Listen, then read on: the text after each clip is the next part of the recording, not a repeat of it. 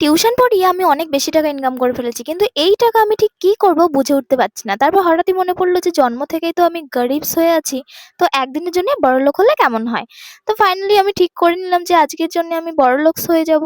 সেই জন্য তাড়াতাড়ি করে ফোন করলাম এবং একটা ট্রেন বুকিং করে নিলাম। এরপর রেডি সেডি হয়ে আমার তিনজন গার্ডের সাথে চলে আসলাম কিন্তু স্টেশনে। ইতিমধ্যেই চলে আসলো আমার সেই বুকিং করা ট্রেনটি। আর ট্রেন যেহেতু আমি বুকিং করেছি সেই জন্য কিন্তু খুব সুন্দর করে ফুল দিয়ে সাজিয়েছে ট্রেনটা। আমি যেহেতু মন থেকে খুবই দয়ালু সেই জন্য স্টেশনে থাকা বাকি মানুষদেরও ট্রেনে ওঠার পারমিশন দিলাম। এন্ড ফাইনালি আমি উঠে গেলাম আমার প্রাইভেট ট্রেনে, এবং সকলকে যেহেতু আমি ট্রেনে উঠতে দিয়েছি তাই সকলে এখানে আমাকে থ্যাংক ইউ জানালো। এরপর আমার একজন গার্ডকে জিজ্ঞাসা করলাম যে আজকে আমাকে ঠিক দেখতে কেমন লাগছে, তো সে বললো যে অনেক বেশি সুন্দর লাগছে দেখতে। আমি তো প্রশংসায় পঞ্চমুখ হয়ে গেলাম। এদিকে দেখলাম হঠাৎ করে যে পানি ফল বিক্রি করছে একজন কাকু, তাই আমি নিয়ে নিলাম পানি ফল, কারণ কাল থেকে তো আমি আবার হয়ে যাব গরিবস, এবং গরিবস হয়ে তো আমাকে পানি ফলই খেতে হবে, তাই না। এদিকে সারা বছর চলন্ত সিঁড়ি বন্ধ থাকা সত্ত্বেও আজ শুধুমাত্র আমি যাব, সেই জন্য আমার জন্য চলন্ত সিঁড়িটা কিন্তু চলছে। আমার প্রতি সবার এত সম্মান দেখে আমার সত্যিই ভীষণ ভালো লাগছে। তো যাই হোক, এখন চলে এসেছি কিন্তু গন্তব্যে। এন্ড এখানে আসতেই একজন টিটি আমাদের ভুল করে গরিবস ভেবে ফেলে টিকিট দেখতে চাই, বাট আজকের দিনে তো আমরা বড় লোক, সেই জন্য টিকিট কেটেই আমরা কিন্তু ট্রেনে উঠেছি।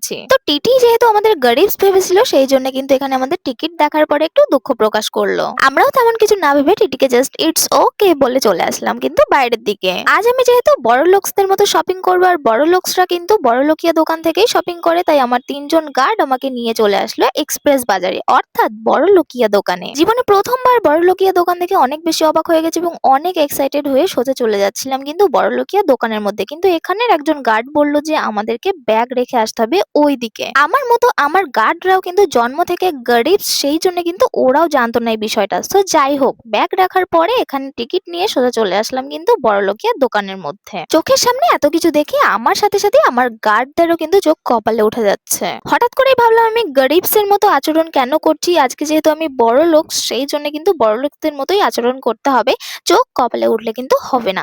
সো যাই হোক, আমি তো নিজেকে কন্ট্রোল করেই নিয়েছি। এদিকে আমার গার্ডদেরও বললাম যে তোমরাও নিজেদের কন্ট্রোল করো, কারণ তোমরা আজকে একজন বড় লোকিয়ার গার্ড। এদিকে আমার দুজন গার্ডকে পাঠিয়ে দিলাম 3 তলায় আমার জন্য ড্রেস চুজ করতে, আর এই গার্ডকে নিয়ে চলে আসলাম আমি 2 তলাতে, সরি ফার্স্ট ফ্লোরে।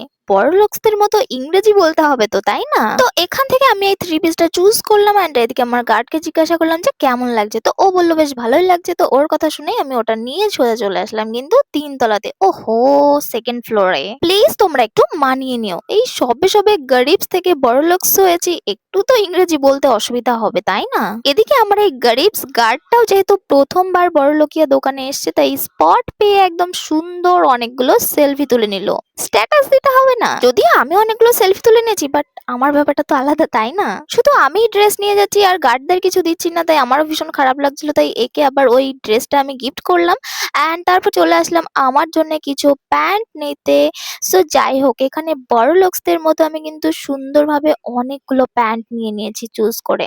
অ্যান্ড এদিকে এই টপটাও আমার ভীষণ পছন্দ হচ্ছিল, সেই জন্য আমিও কিন্তু এই টপটা নিয়ে নিলাম। এরই মধ্যে এখানকার একজন গার্ড এসে আমার হাতে ধরিয়ে দিল একটা ব্যাগ।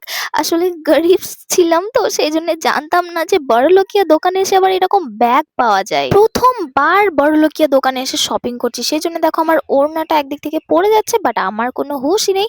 বাট এটাকে প্লিজ তোমরা কিছু মনে করো না, কারণ আমি অ্যাকচুয়ালি হুঁশের মধ্যে ছিলাম না। সো যাই হোক, ফাইনালি চলে এসেছি কিন্তু ট্রায়াল রুমে। হ্যাঁ, বড় লোকিয়া দোকানে এসে কিন্তু এরকম ট্রায়াল রুম থাকে, আর বড় লোকসরা কিন্তু এখানে এসে ড্রেসগুলি ট্রাই করে। তবে তোমরা ভেবো না যে এই বিষয়টা আমি গরিবস থাকাকালীনও জানতাম না। আমি কিন্তু এই বিষয়টা গরিবস থাকাকালীনই অনেকদিন আগেই কিন্তু জেনে গেছিলাম যে এখানে এরকম ট্রায়াল রুম থাকে, আর সেখানে গিয়ে এরকম ড্রেস ট্রাই করতে হয়। ফাইনালি আমার অনেক শপিং কিন্তু কমপ্লিট। এখানে চলে এসেছি কিন্তু বিল করতে। তো ফাইনালি বড়লোকিয়া দোকান থেকে কিন্তু আমি এই একটা টপ কিনে নিয়েছি।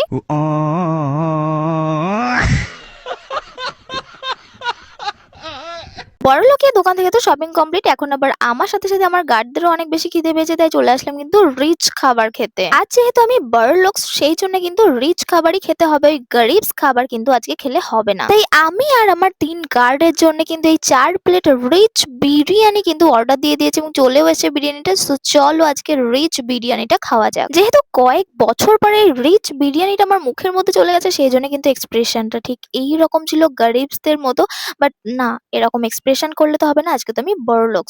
নর্মালি আমি কিন্তু খেলাম একদম বড়লোকসদের মতো। আমার সাথে সাথে আমার গার্ডরাও কিন্তু বহুদিন পর পেট পুড়ে খেতে পারলো এবং খাওয়া দাওয়া শেষে চলে আসলাম কিন্তু স্টেশন, এবং এখানে এসেই দেখি যে আমার জন্য আমার প্রাইভেট ট্রেনটা ওয়েট করছে। যেহেতু সম্পূর্ণ ট্রেনটা আমি বুকিং করেছি, তাই এখানে এসেও কিন্তু মানুষজন ট্রেনে উঠতে একটু দ্বিধাবোধ করছিল, বাট আমি সকলকে বললাম যে তোমরা ট্রেনে উঠতে পারো, কারণ আমি প্রচন্ড পরিমাণে দয়ালু। এরপর জল পিপাসা পাওয়ায় কিন্তু এই ব্র্যান্ডেড বিসলেরির জলটাই আমি খেলাম। ইতিমধ্যে আমার গার্ডদের ভীষণ পরিমাণে আমলকি খেতে ইচ্ছা করছে, তাই ওদের জন্য আমি কিনে দিলাম এই আমলকি। এরই মধ্যে আমার প্রাইভেট ট্রেনটাও ছেড়ে দিল। সো চলো এখন বাড়ি যাই। আর হ্যাঁ, এইরকম বড়লোকিয়া ভ্লগ কি তোমরা আরো দেখতে চাও? কমেন্টে কিন্তু জানিও।